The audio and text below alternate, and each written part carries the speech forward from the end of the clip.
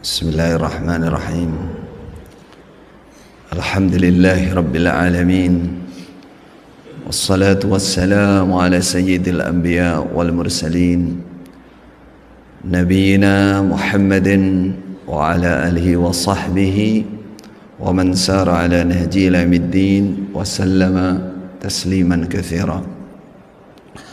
Uhayyikum bitahiyyatil Islam. Assalamualaikum warahmatullahi wabarakatuh.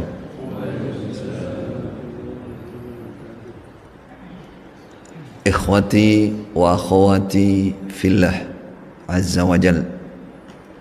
Saudaraku, kita bersama insyaallah saling mencintai karena Allah. Karena Allah berfirman, wal mu'minuna wal mu'minatu ba'duhum awliya'u ba'd. Orang iman laki-laki, orang iman perempuan, ba'duhum awliya'u ba'd. Sebagian mereka adalah kekasih bagi sebagian. Awliya, wali, bukan hanya kekasih batin, tapi harus ditampakkan pula dengan muwalat. Muwalat itu at-tanasur, saling menolong, saling membantu, saling menguatkan. Itulah orang iman. Tidak pernah bermualat dengan selain orang iman. Kalau dengan selain orang iman, sifatnya bukan mualat, tapi sebagai keadilan. Orang iman wajib melakukan keadilan. Salah satu di antara keadilan, tidak pernah menganiaya siapapun dan selalu membalas perbuatan baik siapapun. Jadi kalau sesama muslim, sesama mukmin berbuat baik itu berangkat dari namanya aulia, wali, mahabbah yang ada di dalam hati, yang paling mendasar, lalu ditampakkan dengan perbuatan. Merasa susah ketika saudaranya susah, merasa terpanggil untuk membantu ketika saudaranya perlu bantuan. Itu namanya aulia, ba'duhum auliya'u ba'd. Apa kesehariannya di antara mereka? Ya'muruna bil ma'ruf wa yanhauna 'anil munkar wa yuqimuna as-salah. Berikutnya, wa yu'tuna az-zakah wa yuti'una Allah wa rasulah. Wa yuti'una Allah wa rasulah. Ini penting dalam surah mana? At-Taubah. Bagaimana kebiasaan orang iman, kesehariannya orang iman? Ya'muruna bil ma'ruf, selalu memerintahkan kebaikan. Memerintahkan kebaikan tidak perlu ilmu banyak. Fitrah manusia itu sudah banyak tahu mana kebaikan, mana keburukan. Selalu memerintah yang baik. Wa yanhauna 'anil munkar, selalu melarang kemungkaran. Mungkar itu adalah ankara yungkiru wa dzaka munkarun alladzi angkarahu syariah, angkaratu syariah atau angkarahu nas, angkarahul muslimun. Sesuatu yang diingkari, yang tidak baik menurut syariat atau menurut umumnya orang Islam yang mengerti syariat. Kita sebagai orang Islam, hati itu sudah terbawa, ini mungkar nih, ini enggak baik ini. Wa yanhauna 'anil munkar, lalu wa yuqimunas shalah. Keseharian orang iman seperti itu. Mereka selalu menegakkan sholat. Yuqimuna itu bukan hanya menegakkan, kalau kita sempurnakan bahasa kita, menegakkan, merutinkan, menyempurnakan. Itu makna dari aqama, yuqimu. Aqama itu ibarat misalkan besi yang bengkok ini. Aqama itu diluruskan. Banyak orang sholat tapi belum iqamah, masih bengkok sholatnya. Nah, bengkoknya sholat itu bisa minimal sholatnya tidak sempurna. Yang paling ditakuti lagi sholatnya tidak diterima oleh Allah, ghairu makbul. Maka perlu namanya yuqimunas shalah. Yuqimunas shalah letaknya kurang lebih di mana? Pertama, waktunya. Yuqimunas shalah, jangan sampai sholat di luar waktu. Dalam syariat Islam, dalam aturan kita sebagai orang iman menegakkan sholat itu, masalah waktu gak boleh di luar waktu. Kalau sampai di luar waktu, maka itu akan terkena atau ancaman fawailul lil musallin alladzina hum an salatihim sahun. Orang kalau sholat di luar waktu itu termasuk tidak menegakkan sholat. Hari-hari tetangganya bilang, tetangga saya satu ini rajin sholat duha, kata tetangganya, mantap sekali. Akhirnya tetangga yang sudah dipuji sama tetangga yang lain rajin sholat duha ditanya sama temannya, itulah tetanggamu menyaksikan kamu baik. Apa itu? Dia bilang, kamu rajin sholat duha, sak keluarga itu, satu keluarga. Kata dia, rajin sholat duha bagaimana? Itu saya sholat subuh. Bukan sholat, loh kamu kan sholat duha, sholat subuh. Jadi tiap hari terlambat. Masya Allah, innalillahi, saya kira kamu sholat subuh, tiba sholat duha, tiba kamu sholat subuh. Nah, ini termasuk yang namanya tidak iqamus shalah, tidak yuqimunas shalah. Salat di dalam waktu, nggak boleh salat di luar waktu. Dalam syariat Islam itu tidak ada siapapun yang boleh nunda salat kecuali musafir untuk jamak takhir. Karena perjalanan perlu jamak takdim atau jamak takhir dibolehkan. Selain dari itu tidak ada. Sakit pun tidak ada, sampai pokoknya orang masih ingat harus salat di dalam waktu. Sampai dalam keadaan genting, keadaan perang, coba. Keadaan perang, ada namanya salat khauf. Salat ketika takut.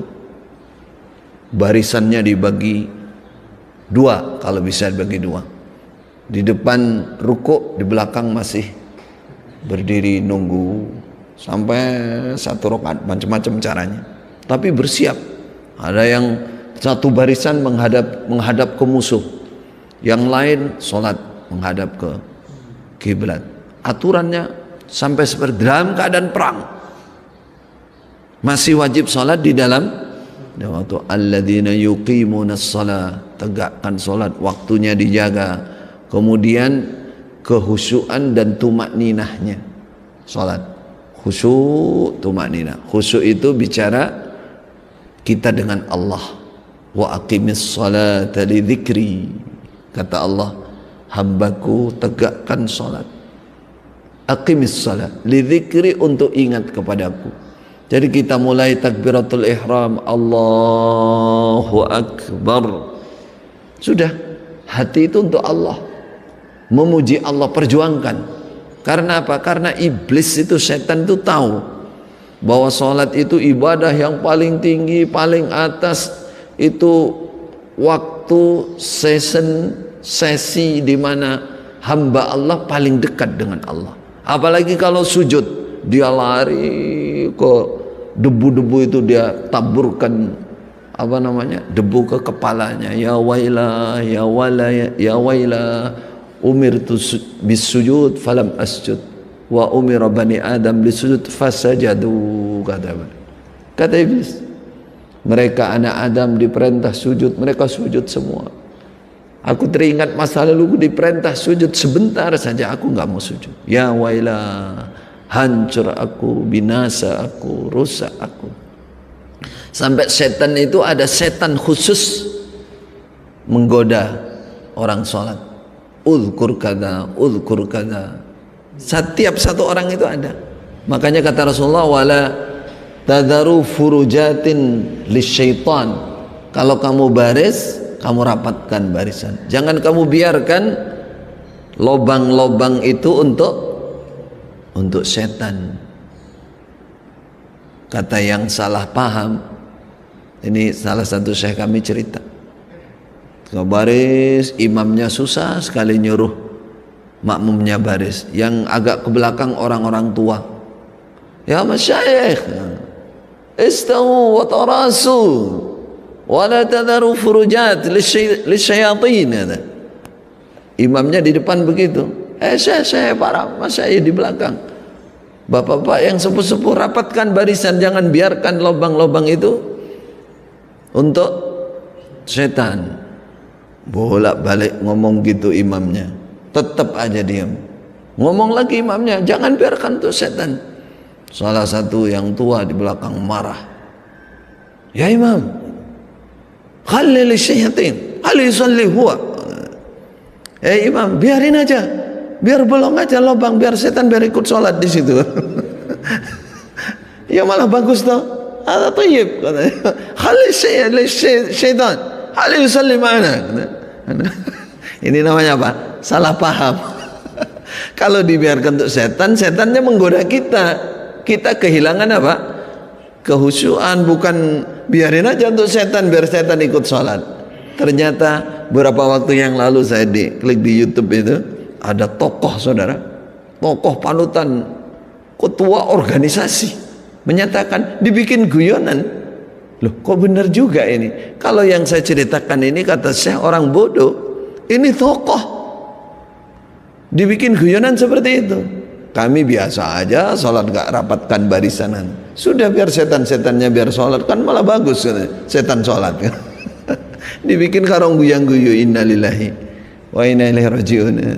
Jadi dijaga kehusuan, karena ada setan khusus yang akan membawa kita ke jalan yang tidak khusyuk. Wa yuqimunas shalah, dijaga tumakninahnya, ya. Salat itu semakin lama semakin baik. Kata Rasulullah, afdalus shalah tulul kunut. Sebaik-baiknya salat itu yang paling panjang kunutnya. Kunut apa? Apa kunut subuh? Bukan. Kata para ulama, qiraatan, yang paling panjang bacaannya. Karena qanata wa qumu lillahi qanitin. Berdirilah kalian tunduk kepada Allah, perbanyak bacaanmu. Bacaanmu itu untuk mendekat kepada Allah, untuk berdialog kepada Allah. Man arada ayyuhadditsa rabbahu falyaqra'il Qur'an. Siapa yang ingin muhadasah dengan Allah, baca Quran. Baca Quran, dimuhadasahkan dengan Allah. Ya, secara pasti ya, kita harus banyak paham maknanya. Kalau kita paham maknanya, seakan kita berbicara dengan Allah. Orang baca Quran itu, apalagi dipanggil ya ayyuhalladzina amanu, apalagi Allah bercerita tentang kiamat, Allah bercerita tentang ini, tentang itu, yang menyentuh hati. Gerakkan hatinya untuk khusyuk kepada Allah, ingat kepada Allah. Rasulullah kalau salat malam, apa yang dibaca? Sepanjang surah Al-Baqarah. Itu hampir 3 juz itu. 1 rakaat. Masya Allah. Kapan kita ini? Bagaimana salat tarawih di sini? Sudah pernahkah baca surah Al-Baqarah 1 rakaat? Pernah, tapi akhir surat Baqarah. Lillahi ma fis samawati. Subhanallah. Rasulullah bagaimana kalau salat subuh? Berapa ayat yang beliau baca? Kurang lebih 60 ayat. Bagaimana Khalifah Abu Bakar kalau salat subuh? Hampir sama. Suatu saat pernah dalam baca surah Al-Baqarah, baca surah Ali Imran. Berarti hafal ya Khalifah Abu Bakar, hafal. Kata Khalifah Umar mengatakan, ya, asyraqat syams, sudah salat. Saking terangnya, mulai dari gelap awal subuh itu sampai terang sekali. Khalifah Abu Bakar ngimami, habis salat Umar radhiyallahu teriak, asyraqatis syams, matahari keluar. Masya Allah, dari gelap sampai terang. Kita kan juga begitu, sering tuh sholat terang semua. Tapi mulainya bukan dari bukan dari gelap, memang sudah terang. Innalillahi wa inna ilaihi raji'un. Kalau ini memang dari gelap sampai terang. Bagaimana Khalifah Umar yang diceritakan, sholat subuh baca surat Yusuf sampai di sekitar 70-an ayat itu beliau menangis. Menangisnya itu senggukannya itu sampai didengar dari saf paling belakang. Ketika Nabi Ayub merasa berat cobaannya sampai buta matanya karena kehilangan anak tersayangnya, sampai akhirnya beliau teringat tauhidnya betul-betul lurus kepada Allah. Apa yang beliau katakan? Innama asku bathi wa huzni ilallah. Aku hanya melaporkan, hanya syakwa kesusahanku kepada Allah Subhanahu wa ta'ala. Khalifah Umar berhenti dan menangis lama. Suara tangisnya sampai didengar dari belakang saf. Itulah as-salafus salih, salafun as-salih, para pendahulu kita yang saleh. Wa yuqimunas salat, menjaga betul salat. Sampai Khalifah Umar terbunuh ketika salat, Khalifah Ali terbunuh ketika salat. Apa pertanda? Pertandanya karena salatnya betul-betul dijaga, kehusuannya betul-betul dijaga sampai nggak tahu kanan kiri. Kalau kita jangankan tusukan pedang, gigitan nyamuk saja bergoyang sudah salatnya. Kan begitu. Orang zaman dulu salat tuh kayak patung. Artinya orangnya dia ada burung mencelok aja nggak lari, dikira batu. Banyak diantara ulama-ulama salafun salih seperti itu. Yang namanya wa yuqimunas shalah wa yu'tunaz zakah. Mereka selalu mendatangkan zakat. Zakat itu ada wajib, ada sunnah. Artinya zakat itu takrifnya mensucikan diri dari dosa-dosa. Ada berupa harta, ada yang hukumnya wajib, ada yang sunnah. Kalau yang wajib biasa kita namai dengan istilah apa? Zakat. Tapi kalau yang tidak wajib namanya apa? Persenan. Bukan. Namanya sedekah, kita katakan sedekah atau hadiah. Sedekah sunnah, istilah kita. Kalau bahasa Arab ya semua zakat, semua sedekah. Sedekah ada yang, cuman sudah bisa dibedakan, ada yang mafruḍah, ada yang masnunah, ada yang wajib, ada yang sunnah. Wa yutuna zakah, yang wajib ada yang per tahun, ada yang per panen, ada perhitungan, setiap hitungan sekian per tahun itu zakat mal, zakat tijara. Setiap panen namanya zakat panenan, setiap jumlah tertentu itu zakat ternak. Itu yang wajib, lainnya adalah sunnah. Jadi kalau ada golongan, ada ustadz, ada kiai, ada habaib misalkan, ada sebuah aliran kok mewajibkan infak selain zakat, sesat ini. Kalau ada ustadz kok tarikan-tarikan kayak wajib padahal bukan zakat, ini ada apa-apa nih. Bisa UUD nih, apa? Ujung-ujungnya duit. Udah ciri-ciri nih. Kalau mewajibkan, kalau memotivasi, nggak apa-apa. Rasulullah memotivasi. Allah dalam Al-Quran banyak sekali ayatnya memotivasi masalah sedekah. Tapi kalau sampai mewajibkan atau dia nggak keluar kata-kata wajib, tapi menekan orang terus sampai orang nggak mampu pun disuruh ngutang. Ini bagian dari curhat, saudara. Dulu saya bertahun-tahun ada di Islam Jamaah, ada seperti itu. 10% tiap bulan. Tuh. Atas dasar ini ijtihad perintah Bapak Imam kita, dan Anda semua sudah berbaiat kepada imam. Kalau sampai Anda nggak taat, nah ini yang berat nih ancamannya.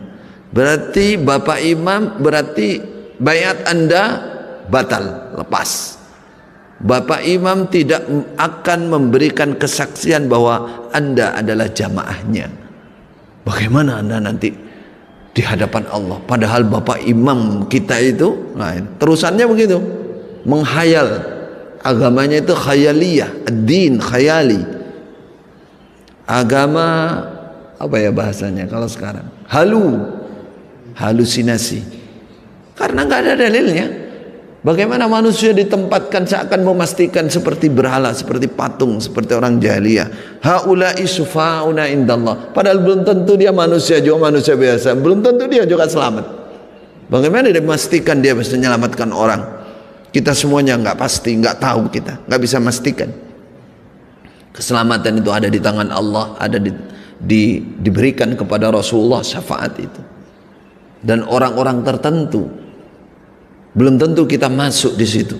Subhanallah.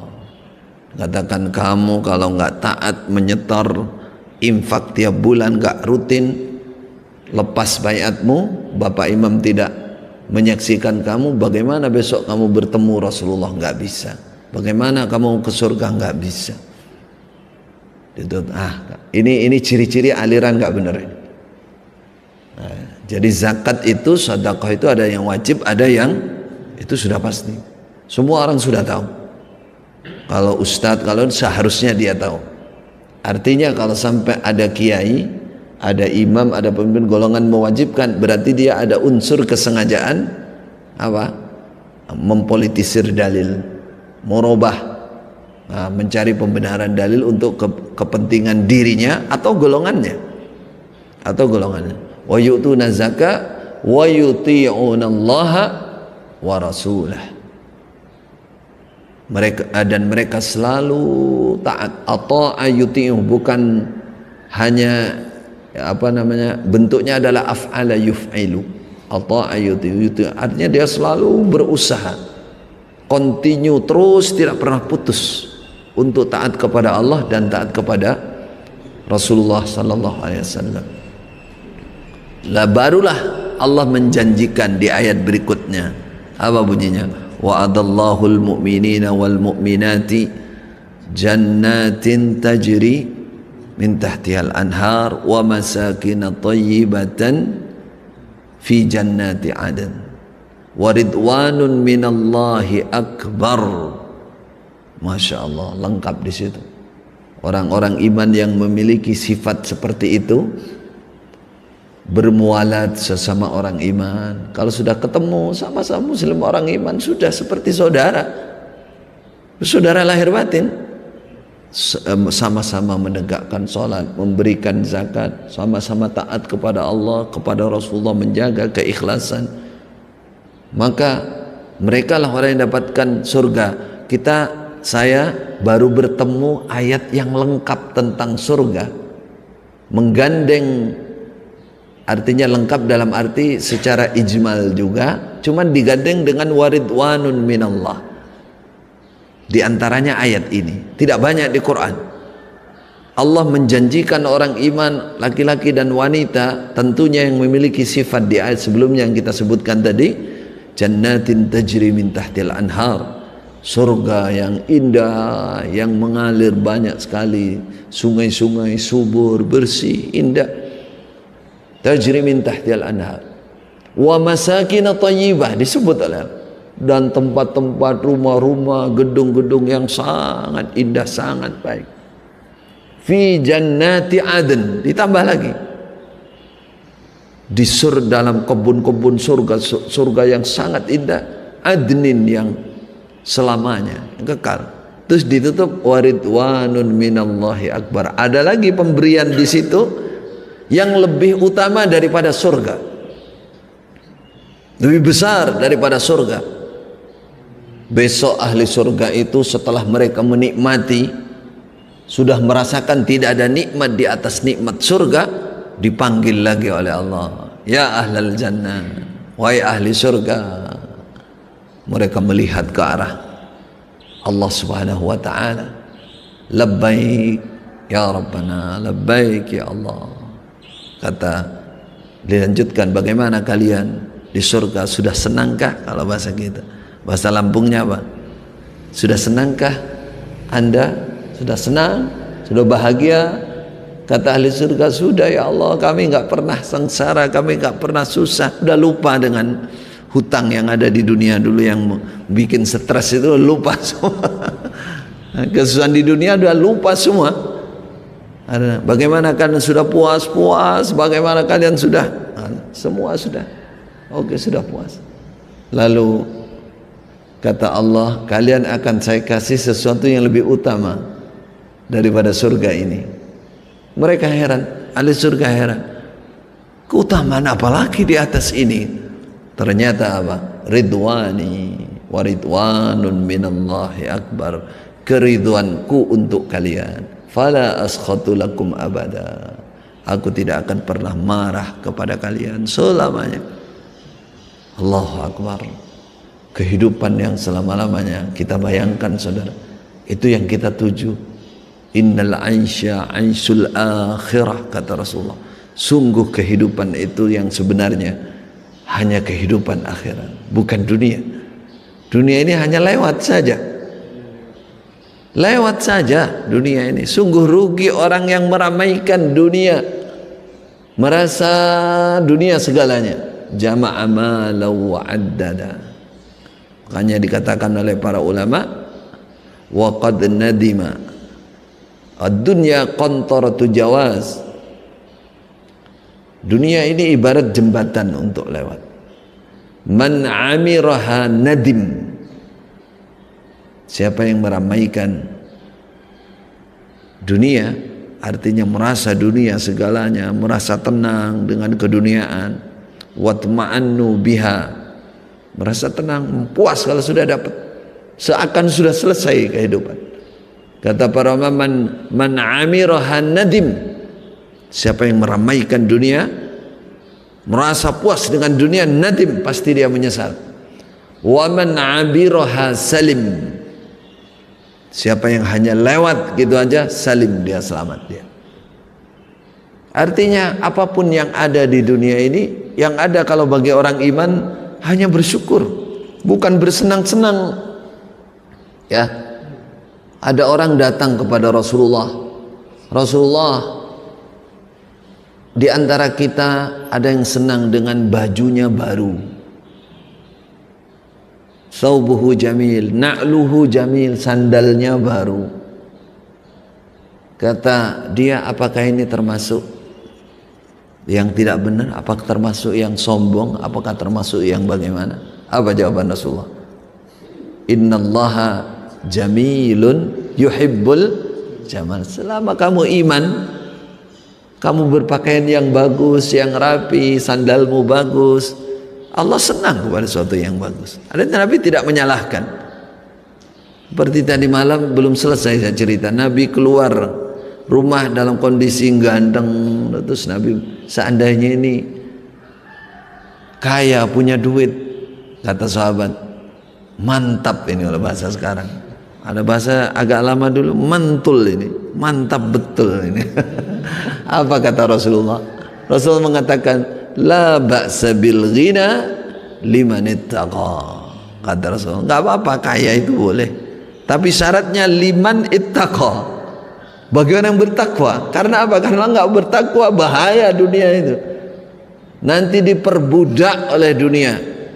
Semakin banyak uangnya, semakin banyak tinggi pangkatnya, semakin sibuk, semakin lupa dengan Allah. Ini kerugian luar biasa. Padahal justru dengan mendapatkan nikmat rezeki, kemudahan itu, harusnya ibadah gimana? Lebih mudah lagi. Waktunya apa? Lebih longgar lagi untuk Allah. Lebih konsentrasi lagi. Kalau kita pikirkan, logikanya kan begitu, akal sehatnya kan begitu. Harusnya orang yang sibuk itu kan orang yang masih nyari pekerjaan untuk makan, golek-golek pekerjaan, sibuk. Lah ini dia sudah punya semua. Perusahaan dia punya, kendaraan dia punya. Lah kok semakin habis waktunya?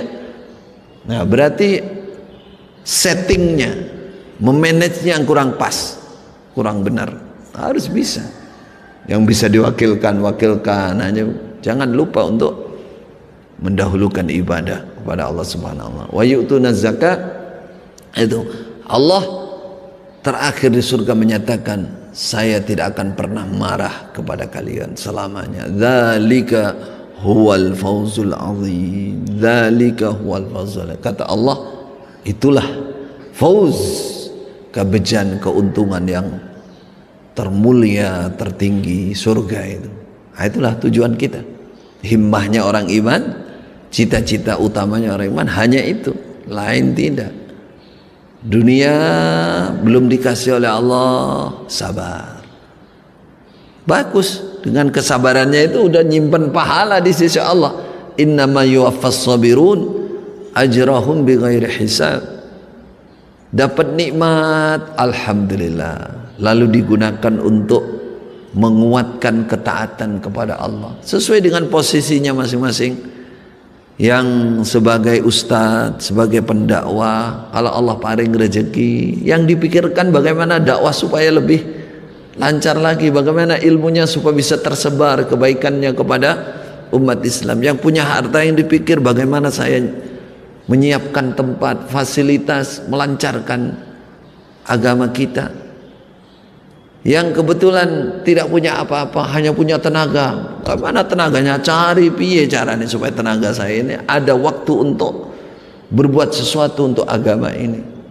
Ya, tenaga nggak punya, yang punya pikirannya, akalnya gunakan, cari usul. Apa usul itu? Ngasih jalan keluar untuk kegiatan ya perorangan, keluarga, atau secara umum untuk agama ini. Pikirannya, tenaga nggak punya, pikiran nggak punya, apa ini, harta juga nggak punya, ya paling tidak dirinya dirinya dijaga supaya konsisten istiqomah dalam kebaikan, paling tidak ya. Itulah tugas kita selama hidup di dunia. Kita pesankan yang terakhir, saudara. Kok kayak pesan terakhir ini apa maksudnya? Maksudnya kita kan mau pulang. Semoga Allah memberikan kita semua sehat, panjang umur yang barokah. Panjang umur itu nggak ada manfaatnya. Panjang umur dalam kebaikan. Kata Rasulullah, tuba liman tala umuruhu wa hasuna amaluh. Untung sekali bagi orang yang umurnya panjang, namun dia baik amalannya. Kalau nggak ada baik amalannya, nggak ada berkah, nggak ada manfaatnya. Semakin tinggi, semakin banyak umurnya, semakin jauh dari Allah, waliyadzubillah. Jadi kita berada di akhir zaman. Tadi malam sudah kita katakan bahwa berbahaya jadilah ghuraba. Kalau bahasa sekarang adalah menjaga, pastikan bahwa kita mengikuti manhaj salafus saleh. Pastikan, harus. Kenapa saudara? Karena nanti bisa kita merugi dengan kurangnya kebaikan di hadapan Allah. Yang paling ngeri lagi saudara, kita merasa Islam padahal kita sudah keluar dari Islam. Wah, ini bahaya sekali. Maka yang namanya manhaj salafus saleh harus kita pastikan, saya ikut apa tidak, saya masuk di dalamnya apa tidak. Tidak harus muluk-muluk berlebih, ingin lebih ilmu, ingin lebih segalanya. Tidak ada orang yang lebih segalanya. Paling tidak kita harus pastikan, saya dalam beragama ini mengikuti tata cara beragamanya para salaf, para sahabat, para tabi'in, para tabi'in apa tidak. Yaitu. Karena apa? Karena bisa dipastikan. Rasulullah sendiri sudah menyatakan, ya, khairukum qarni thumma alladhina yalunahum thumma alladhina yalunahum. Sebaik-baiknya kalian adalah generasi saya, kata Rasulullah. Generasi saya. Siapa berarti? Para sahabat. Tsummal ladzina yalunahum. Kemudian orang-orang yang berguru, orang-orang yang menirukan, mengikuti betul, konsisten mengikuti para sahabat. Siapa? Istilahnya siapa? Tabi'in. Tabi'in. Tsummal ladzina yalunahum. Dalam sebagian riwayat Nabi masih menambahkan, kemudian orang yang mengikuti tabi'in, namanya tabi'at tabi'in. Nah, ini semua sudah terbukukan, saudara. Terbukukan itu sudah ada tulisannya, sudah dibaca oleh para ulama. Maka pastikan kalau kita bukan peneliti kitab-kitab rujukan itu, pastikan saya mengikuti ustadz, guru yang kokoh di atas sunnah, yang berada di manhaj salafus saleh. Pastikan. Kalau tidak, masih ragu, tanyakan, jangan diam. Karena ini adalah ujung kepastian kita selamat atau tidak. Tadi malam sudah saya bacakan, ya, sataftariqu hadhil millah, atau kemarin ya, bukan tadi malam, akan pecah belah umat ini, agama ini, ala 73 Thintani wa sab'una finnar, menjadi 73, 72 bahaya. Dia mu'adun bin nar, dia ada dalam ancaman neraka. Muslim tapi mu'adun finnar, dia ancam neraka. Wahidatun fil jannah, satu fil jannah, di dunia sudah dikatakan fil jannah. Kalau memastikan tidak, kita nggak berani. Tapi kabar gembiranya, bisyarahnya sudah ada. Seperti Bilal masih hidup, dipanggil oleh Nabi, wahai Bilal, kamu punya keutamaan luar biasa. Bilal, kamu masih hidup, suara langkahmu, sandalmu sudah di surga. Hebat banget kamu. Kalau bahasa sekarang begitu, mantul tenan, mantap betul. Kok bisa, ada apa, kenapa kamu? Kalau amalan wajib Nabi sudah tahu, Bilal selalu bersama Nabi. Yang ditanya, ada nggak amalan yang arja amalin indak, amal yang kamu sunnah yang selalu kamu jaga itu apa? Nabi bertanya di depan para sahabat.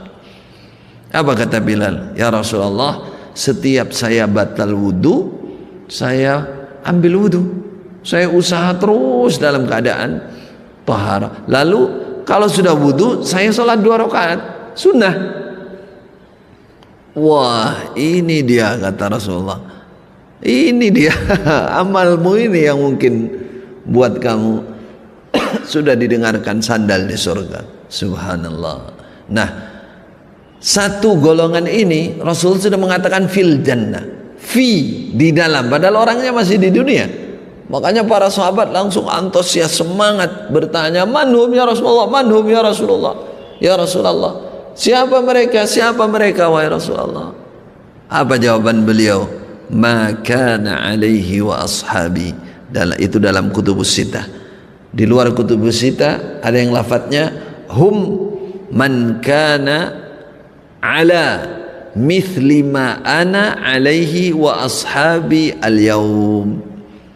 Dibolak-balik dalam riwayat itu, tapi ini lebih jelas. Mereka adalah orang-orang yang kokoh menetapi agama ini sebagaimana aku dan sahabatku hari ini, kata Nabi. Itu yang sekarang diistilahkan dengan manhaj salaf. Salaf itu siapa? Para sahabat. Itu awal dari salafun saleh, para sahabat. Nah, dalam riwayat tadi sampai Nabi menyebutkan 3 generasi berikutnya, tapi yang konsisten, yang setia dengan para sahabat, dengan ulama sebelumnya. Karena zaman itu pun ya sudah ada penyimpangan akidah. Khawarij sudah keluar, Qadariyah keluar, ya, Murji'ah juga sudah mulai, benih-benih Syiah sudah muncul saat itu. Syiah, aliran penyimpangan dalam masalah akidah itu. Aliran bikinan baru, model-model baru sudah muncul. Tapi orang-orang yang kokoh ikut manhaj salafus saleh selamat. Nah, di akhir zaman ini gudang ramai penyimpangan-penyimpangan itu. Namun berhati-hati, kita nggak boleh juga sembarangan menghukumi. Hanya kita memilih, menyelamatkan, menyuarakan, mendakwahkan supaya agama Islam ini kembali kepada aslinya, kembali kepada kemurniannya, dan bisa meyakinkan kepada umat Islam yang ada di akhir zaman betul-betul dia mengikuti manhaj as-salafus saleh. Saya pribadi sangat senang mampir di sini, ya. Senang sekali, alhamdulillah. Di mana teman-teman di sini alhamdulillah semua punya semangat untuk sunnah, ya, insyaallah, alhamdulillah. Semoga ini menyebar, kebaikan ini menyebar kepada semuanya saudara-saudara kita umat Islam. Barakallahu fikum jami'an. Mohon maaf atas kekurangan-kekurangan dari ucapan dan apa yang saya sampaikan. Barakallahu fikum jami'an. Silakan jika ada pertanyaan, karena tadi malam judulnya apa? Tanya jawab. Sebelum bertanya sudah dijawab. Ini panjang sekali. Hampir 1 jam. Ya, beginilah insyaallah kebaikan yang bisa kita bagikan bersama-sama. Baik, silakan jika ada pertanyaan. Mau bertanya tentang Islam jamaah boleh juga, supaya tidak menjangkit dan menjalar ke kemana-mana. Atau mungkin ada aliran lain di tempat ini yang membahayakan, bisa kita sharing saja, sharing. Soalnya yang mirip-mirip dengan Islam jamaah itu juga banyak. Tapi Islam jamaah ini termasuk yang paling parah. Dalam sebuah aliran itu paling parah. Kenapa kita katakan paling parah? Karena terselubung, tersembunyi, terbungkus. Kesesatan itu terbungkus. Bagi pengikutnya itu terbungkus dengan doktrin. Bagi yang di luar, mereka punya strategi. Semua mereka bungkus, mereka rahasiakan dengan istilah fatonah bitonah, budi luhur. Kalau yang di dalam pengikutnya, saya katakan juga terbungkus kebenaran. Kesan itu terbungkus, seakan itu baik, seakan itu benar, padahal salah. Salah menurut Allah, salah menurut Rasulullah kalau kembali ke dalil sunnah, salah menurut ijma' para ulama. Nah, itu banyak hal-hal terutama dalam akidah, Nah, bagaimana bisa menstandarisasi, bagaimana bisa menjaga akidahnya menjadi safiyah, akidah yang bersih, akidah yang khalisah, sahihah, susah karena nggak ngerti akidah. Dikasih tahu juga nggak ngerti, diajak omong juga nggak nyambung. Kalau ditanya, Anda nggak belajar akidah, nggak ada pelajaran akidah. Wah, suami ini Quran dan hadis, akidah coba ada di mana? Nah, gitu. Itu tokoh utamanya, wakil imam pusat itu ngomong gitu. Anda tahu nggak? Saya itu nyindir, saya itu usul bagaimana semua bisa ngaji akidah, gitu maksudnya. Bola balik sampai setahun 2 tahun belum bisa, sampai akhirnya diizini boleh, tapi kajiannya terbatas, hanya khusus di teman-teman saya sendiri. Namanya dulu Paku Bumi di pusatnya, di pusatnya Islam Jamaah, dan itu nggak boleh keluar ilmu itu. Saya hanya mulai kitab kecil namanya apa itu, Khulasah, ringkasan dari tauhid, kitab kecil tipis. Itu lama aja sampai 6 bulan, itu pun geger tok isinya. Wah, ini nggak bisa, ini kitab karangan ini macam-macam. Nah, bagaimana orang bisa mengukur apa namanya, tolak ukurnya nggak ada. Ini berapa meter mas, meterannya nggak ada. Padahal dia nggak pernah ngerti 1 meter itu berapa jengkal, berapa langkah, nggak pernah tahu. Coba ukur, pastikan berapa meter nih ke belakang nih. dia bilang, oh kira-kira, bagaimana? Nggak ngerti, nggak bisa memastikan. Itulah kondisinya. Bukan hanya Islam Jamaah, banyak sekali alirannya seperti itu. Makanya di sini penting ya untuk mengetahui ciri-ciri aliran yang tidak benar, yang menyimpang itu harus tahu, harus tahu. Barakallahu fikum. Silakan kalau nggak ada pertanyaan berarti kita anggap. Ya. Jadi mengenai basic sama ilmu, ini yang saya alami sebelum hijrah ke salaf ini, mungkin dari sisi beramal mereka hampir mirip-mirip cara dengan kita di salaf. Mungkin yang anak-anak juga yang lebih menyimpang jauh membedakan sangat jauh itu adalah dari sisi akidah. Nah, bagaimana dulu pendiri Islam Jamaah ini kok istilahnya cara bermuamalah itu malah hampir mirip dengan kita yang ada di sunnah ini. Mungkin dari perilaku, dari sikap sama manusia, jazakallahu khair, dan istilahnya cara berpakaian mereka juga hampir sama. Istilahnya bagaimana kok dulu pendirinya itu bisa memahaminya sama, namun dari sisi akidah malah jauh berbeda. Apa sempat berguru dengan para ulama salaf, tapi dia dari sisinya untuk memanfaatkan umat. Jadi kalau kita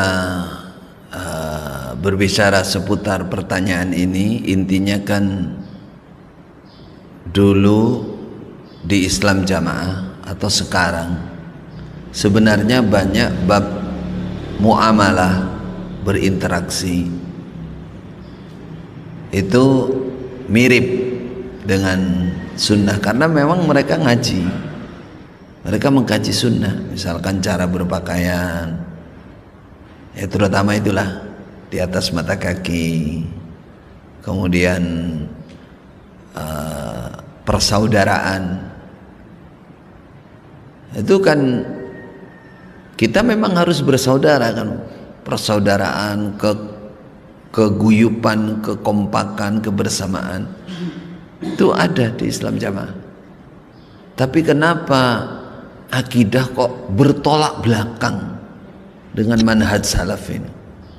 Bertolak belakang.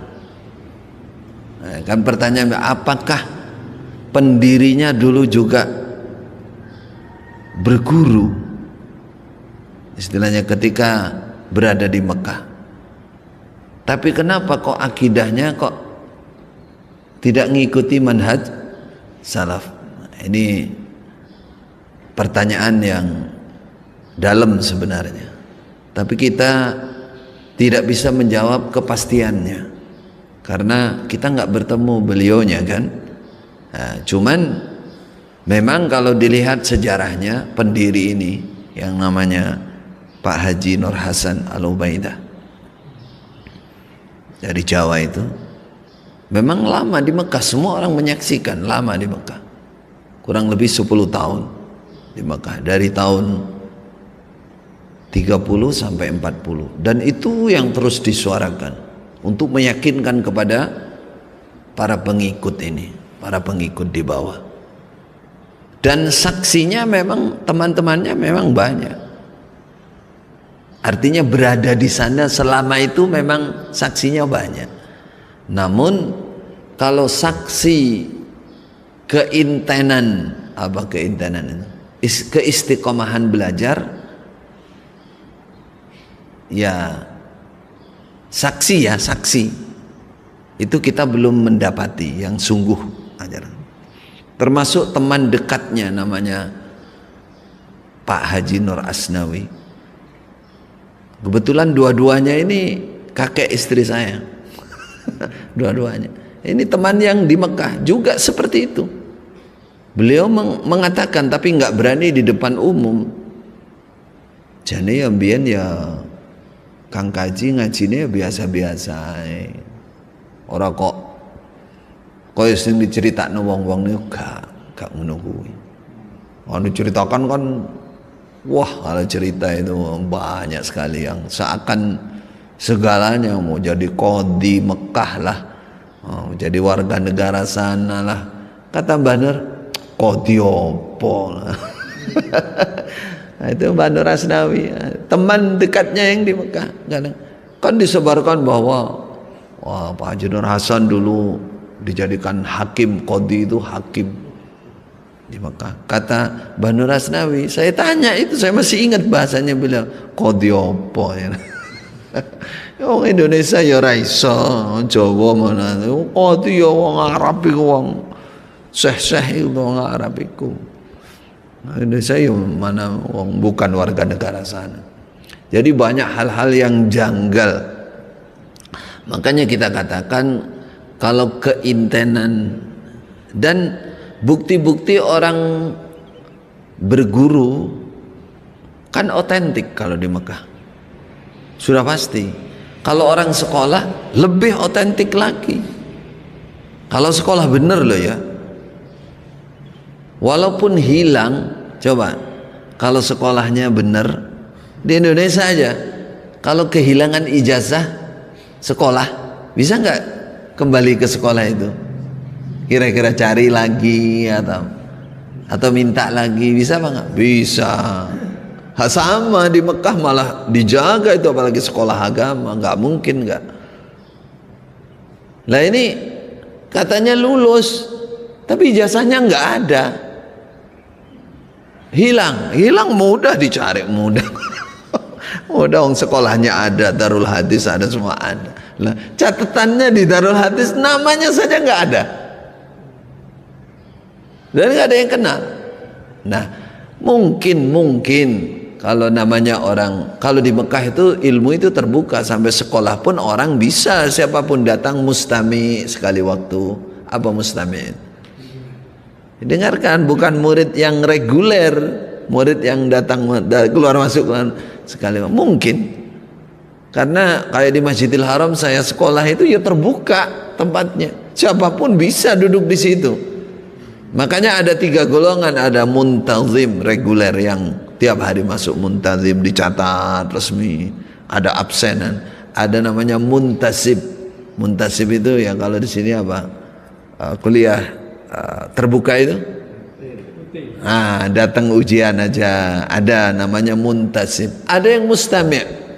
Kalau yang muntasib ini pasti ada ijazahnya, bisa dia, tapi ada kodenya, ada tulisannya. Kalau mustami' ya nggak dapat. Kalau kita dengarkan dari, sampean biar tahu, dari Pak Nur Asnawi, Mbah Nur Asnawi itu nggak, beliau nggak menyaksikan kok, oh iya aku sekolah tenan, aku enggak. Malah yang sering diungkap itu, alah biar nek ngaji no turu. Ngaji nang ada syekh, bila sebut Syekh Ghazawi apa siapa gitu, ngaji seperti itulah, apa namanya, Adhkar Nawawi, kitab atau Zawajir. Katanya ada kitab itu tinggal bandalan itu. Jadi ada 2 tempat, yang sini ngaji, di kamar situ tidur. Lah itu yang diomongkan oleh teman dekatnya yang mendampingi di Mekah. Tapi yang disuarakan itu luar biasa. Nah, itu kondisi belajarnya. Saya katakan tadi, kalau saksi yang itu nggak ada yang menyatakannya. Dan bukti-bukti apa namanya legalitas itu nggak ada juga. Makanya dari dulu kan kalau ditanya mana sanadnya, hilang di mana? Di becak. Nah, wes ngono wae. Ya di bawah ya, percaya. Ini yang kita sampaikan, yang kita tahu, yang kita dengar. Kemudian yang kedua, benar seperti tadi. Ya, cuman saya kira yang mereka sukai aja. Mereka sukai hal-hal yang justru banyak dikuatkan, misalkan masalah jenggot, masalah apa. Sekarang mereka dilarang tuh, berjenggot itu semacam dilarang karena mirip sama itulah yang keluar yang murtad itu. Jadi kalau jenggotnya agak panjang, curiga mereka sana. Nah, kalau pakai top begini, baju gini, nggak boleh sekarang. Karena itu ciri-ciri orang murtad. Waliyadzubillah. Padahal jelas dia ngaji hadis ada. Abu Syab paling dicenanginya baju bagi Rasulullah al-qamis. Qamis, baju panjang seperti ini. Walaupun tidak wajib, tapi itu kan kita kan itu kan paling tidak nggak menghina kan, nggak menghina. Ini nggak wajib memang pakai itu, nggak wajib. Tapi kalau ada orang pakai seperti itu, masa dilarang? Nah, itu contoh. Jadi memang amalannya memang banyak muamalahnya, tapi akidah, nah ini dia yang kita pertanyakan. Kenapa akidah kok nggak nyampe? Padahal namanya as-salafus saleh, manhaj salaf itu dahulu utamanya akidah. Di Mekah pertama kita belajar itu saya yang terkaget-kaget itu, ya Allah, akidah terus di masalah akidah tauhid. Di setiap forum pengajian ini tauhid tak isinya akidah. Lah ini kok saya ngaji di tempat saya dulu bertahun-tahun, ya Quran hadis ini kaji. Tapi pendalaman nggak ada sama sekali. Nggak ada. Lah ini dia. Maka kalau bertempatnya di sana iya, belajarnya iya, cuman saksi keintensnya, kesungguhannya tidak ada. Kemudian bukti-bukti legalitasnya juga tidak ada. Nah kalau dibicara hebatnya, nah, kalau di Jawa itu namanya keramat. Nah, iya, karena memang turunannya bahkan ada silsilahnya Raja Solo, ada turunannya. Bahkan kakek-kakeknya tokoh-tokoh yang punya ilmu-ilmu di zaman dulu kan dianggap wali, ya memang itu. Tapi kalau masalah akidah ternyata nggak nyampe. Nah, berarti kalau kita simpulkan, ya hanya lahirnya saja, Mas. Kita nggak bisa memastikan apakah saat itu memang belum disampaikan, ataukah kalau kita menilainya kan sekarang, yang kita nilai yang ada sekarang, kita sebut itu penyimpangan. Itu penyimpangan. Sekarang coba takfir, pengkafiran yang membabi buta, semua dikafirkan kalau nggak bergabung. Itu apa akidah salaf? Oh jauh sekali, nggak ada kayak begitu, ajaran kayak begitu. Tapi tanda-tandanya dulu kalau kita bilang itu semacam strategi saja untuk menggalang umat. Karena dalam prakteknya yang namanya Pak Haji Hasan nggak seperti itu dalam praktek. Contoh dia menikah biasa saja, menikah dengan Nahdiyin juga banyak, malah rata-rata dari Nahdiyin istrinya. Muhammadiyah iya, masih ada itu yang istri yang asalnya Muhammadiyah sudah sepuh juga. Yang bekas istrinya juga menyatakan dulu saya dinikah masih Muhammadiyah. Nah, itu. Dan seterusnya. Artinya dulu sebenarnya umpama itu betul keluar itu mungkin itu strategi. Strategi apa? Strategi ya untuk kepentingan pribadi, otomatis kepentingan membentuk satu golongan supaya kuat. Nah, disinilah saudara, kalau kita dengarkan dari orang lama, contohnya begini. Dulu ada namanya Pak Khairi. Pak Khairi itu santri asal, terus ikut masuk di dalam jamaah Jogam. Ini yang saya dengar dari imam yang sekarang yang cerita. Makanya ini salah satu pertanda ya. Tapi kita nggak bisa memastikan itu dulu strategi atau sungguhan gitu. Jadi Pak Khairi ini dia seorang santri yang sudah nausarabnya juga sudah bagus. Termasuk dulu yang ngajari kami Alfiyah Ibnu Malik. Itu sebagian tapi nggak banyak. Jadi ketika Pak Khairi ini adalah ketua mubalek, Mas, zaman dulu, zaman Pak Nur Hasan. Terus dia menyatakan, orang mengucapkan la ilaha illallah bisa masuk surga. Itu di sidang. Di sidang, ngerti di sidang? Dipanggil. Yang man qala la ilaha illallah dakhalal jannah itu udah dipanggil. Enggak, artinya seakan mengisyaratkan enggak bisa masuk surga kalau enggak jamaah, enggak bergabung. Itu seperti itu. Akhirnya apa? Dia ditanya, Pak Khairin ditanya. Isi pertanyaannya, kamu masih ibaratnya masih menyatakan kalau orang enggak jamaah bisa masuk surga. Loh, bagaimana itu sabda Rasulullah? Seperti itu. Orang bertauhid punya akidah masih bisa masuk surga. Bahasa kita seperti itu sekarang. Jawabannya kurang lebih seperti itu. Akhirnya apa? Dilereni. Kamu jadi manusia biasa. Diteblekkan sampai pada akhirnya ya diramut lagi. Artinya bau-bau takfir itu ada. Tapi dalam muamalah seperti tadi menikahi dilakukan, kalau sekarang kan kaku mereka, nggak boleh mutlak, itu haram nikah dengan orang di luar jamaah mereka. Gitu. Kalau zaman dulu masih mana nyatanya bebas. Artinya kita simpulkan ya, belajarnya seperti itu kondisinya. Kemudian dalam prakteknya beragama ya itu, ya saya kira campur-campur, ada Quran hadisnya, terutama dalam bab muamalah itu Quran hadis, sholatnya Quran hadis, sholatnya. Tapi dalam bab lain ya banyak hal-hal yang akidah terutama nggak dipelajarkan, nggak diperdalam, nggak diterangkan, sehingga apa? Akidahnya jalan sendiri. Yang parah yang seperti saya jelaskan kemarin, bikin akidah sendiri. Standarisasi surga neraka ada di imam, baiat, sambung jamaah, mereka katakan persenan. Jadi karena tidak diajarkan akidah yang benar. Mudah-mudahan bisa dipahami. Barakallahu fikum. Cukup? Ada yang lain?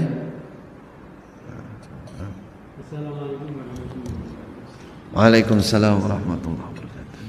Jika kami kemarin yang kita sampaikan bahwa semakin tinggi ketakwaan seseorang, maka akan diberikan kehidupan yang semakin baik.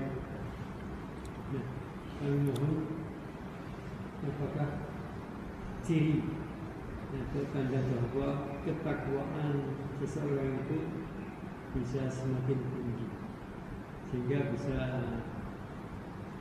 diberikan oleh Allah kehidupan yang thayyibah.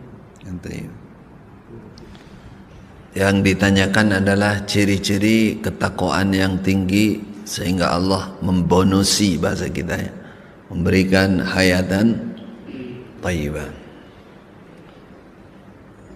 Secara garis besar sebenarnya begini, kondisi kehidupan keduniaan tiap orang kan sudah ada jatah, ada qadar, ada takdir. Ada yang super kaya, ada yang kaya, ada sedang, ada yang miskin. Hayatan thayyibah seperti tadi malam, miskin pun dia tenang, dia kaya. Miskin pun dia kaya. Artinya karena dia tenang, bukan ketenangan kehidupan. Nah, sekarang tentang amal soleh atau bahasa lain boleh ketakwaan. Ciri-cirinya seperti apa? Ciri-cirinya seperti apa? Pertama, secara lahir waktunya dominan ibadah, untuk ibadah. Artinya waktu yang ada itu lebih banyak untuk ibadah. Itu ciri-cirinya. Ibadah itu tidak harus duduk di masjid, walaupun orang duduk lama di masjid itu salah satu tandanya. Nah, kalau keadaan biasa, kondisi biasa, zikirnya kita bisa ngukur diri kita. Saya sehari ini ngerjakan ibadah berapa ya? Terus saya ingat kepada Allah itu berapa jam ya? Apakah setiap saya berdiri, duduk dan seterusnya saya ingat sama Allah, langsung istighfar, langsung la ilaha illallah, astagfirullah. Apakah saya banyak lupa? Jadi standarisasi secara lahir, amalan lahir seperti itu. Pasti lebih dominan, lebih banyak kondisi ibadahnya. Sampai dia beraktivitas keduniaan. Itu banyak hal yang dia ingat sama Allah. Ingin cari ridha Allah, menolong orang, membantu orang, mau keluar ke sawah, mau kerja, dia ingat, ya Allah saya cari maisha ini untuk kecukupan, untuk ibadah saya. Yang ada di benaknya, ya Allah kalau saya dapat rezeki mobil misalkan, untuk kebahagiaan keluarga saya, untuk kelancaran ibadah ke masjid, kelancaran mengaji di sana. Yang di benaknya itu, yang dipikirkan ibadah tok, kebaikan tok. Itu ciri-cirinya. Nah, kalau yang batin yang paling harus kita koreksi, ya kita bicara tadi malam masalah kehusyuan, ihsan. Nah, itu ciri-cirinya. Siapa yang secara lahir lebih dominan, lebih sering ibadahnya, lalu batinnya lebih khusyuk, lebih ihsan kepada Allah, itulah yang jaminannya hayatan thayyibah di situ. Kalau dibahasakan ketakwaan, betul, bahasa lain ketakwaan. Ketakwaan itu banyak menjalankan perintah Allah, banyak menjauhi larangan Allah. Itu standarisasi tingginya ketakwaan. Siapa yang lebih banyak menjalankan perintah Allah Rasul, siapa yang lebih banyak meninggalkan larangan Allah, dialah bertakwa. Kalau hatinya khosyah, rasa takutnya yang lebih, ingat dengan ancaman Allah, dengan neraka Allah, lebih ingat, lebih banyak, itu yang lebih bertakwa. Barakallahu fikum, semoga Allah memudahkan kita semua dalam hal ini. Jazakumullahu khaira. Mohon maaf atas segala yang kurang. Assalamualaikum warahmatullahi wabarakatuh. Subhanakallahumma wa bihamdika, asyhadu an la ilaha illa anta, astaghfiruka.